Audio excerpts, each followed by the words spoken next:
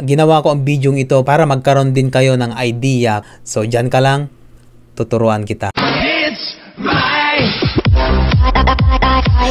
Ngayong 2021 kasi, in-update na ma-monetize na kasi ang 1-minute video. So, nagkaroon kami ng idea para gumawa ng mga short videos para madaling i-edit. Nag-isip kami kung ano yung content na makarelate lahat. Tinarget namin yung mga foreign viewers. Ang ginawa namin, gumawa kami ng comedy act, yung mga walang script, kumbaga actions lang. So, hindi namin in-expect na ito yung papatok na content namin. So, ito nga, naka-gain kami ng mga, may mga nag-million views. Nagkaroon kami ng 90 plus, 50 plus, mga ganon. Ang tanong ng iba ay, bakit halos puro foreigner yung mga nagko-comment dun sa mga video? Ginawa namin dati ni Pakner ay, pumasok kami sa mga iba't ibang group na mga Thailander, Vietnamese, basta iba't ibang lengguwahe dun sa Facebook.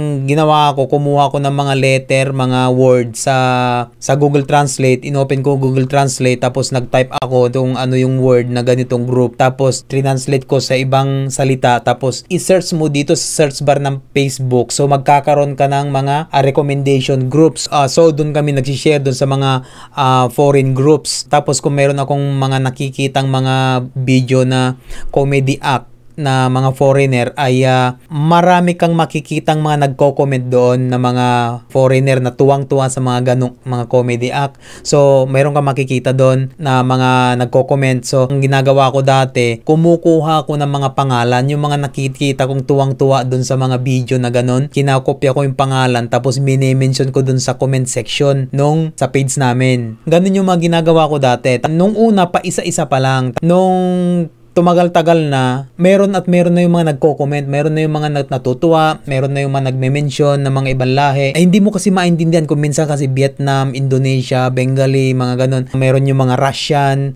So, ang ginagawa ko, gumagamit ako ng Google Translate. Kinokopya ko yung comment nila, tapos tinatranslate ko sa Google Translate. Yan, para maintindihan ko. Tapos, gumagawa rin ako ng reply, tatranslate ko sa lengguwahe nila, at saka ko i-reply dun sa comment nila. Yun. Tuwang-tuwa naman sila kasi parang ang akala nila nakakaintindi kami dun sa lengguwahe. Pero kung ang gamit ninyo ay computer ay madali lang kasi kahit hindi mo na i-translate dun sa browser mo, basta gumamit kayo ng Google Chrome tapos naka-auto-translate siya. Kung i-click mo kasi to si translation, auto-translate na siya, maintindihan mo at malalaman mo na kung anong lengguwahe yung ginamit niya. Tignan mo lang yung comment kung ano yung ibig niyang sabihin, replyin mo siya ng English, i-type mo dito sa may English. So kung anong lengguwahe nito, kunyari Vietnamese, kopyahin mo yung Vietnamese. Tapos hanapin mo yung Vietnamese ngayon dito. So makikita mo ngayon yung reply niya. Kahit hindi mo maintindihan, at least yun yung translation nung sinabi mo. Kahit na hindi naman ganun yung exact translation, at least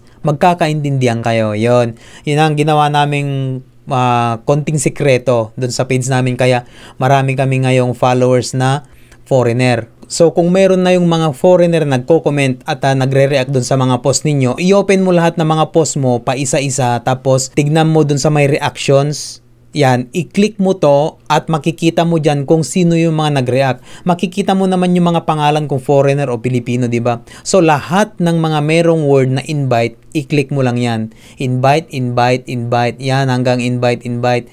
Lahat yan, invite mo yan. Pero ang warning ko lang dito ay limitahan nyo lang ng 50 invites one time. Tapos, palipasin nyo ng mga ilang minuto or isang oras for safety para hindi kayo ma-spam. Yan, invite, invite, invite lang, invite, invite. So, lahat ng i-click mo dyan, ma-invite sila para mag-like at mag-follow dito sa page niyo. Malay mo, yung 50 invite mo, merong mag-like or mag-follow na dalawa o isa lang, o di at least may dagdag, di ba? So, yun lang, yung ginawa namin dati, hindi namin in-expect na ganito nga yung mga inaabot na mga views namin ngayon. So, ngayon, ang laging tinatanong ng yung mga nakakakita, wow, laki na ng views ngayon dito. Kung ang daming namamanga sa views, pero sabihin ko lang sa inyo na ang kita sa Facebook at saka YouTube ay magkaiba. Kasi ang batayan sa YouTube, kung tutusin yung 1 million views is about 50K, di ba? Mga ganon ang basehan. Pero dito sa Facebook, mas malit lang. Maraming salamat. Hanggang sa muli. It's my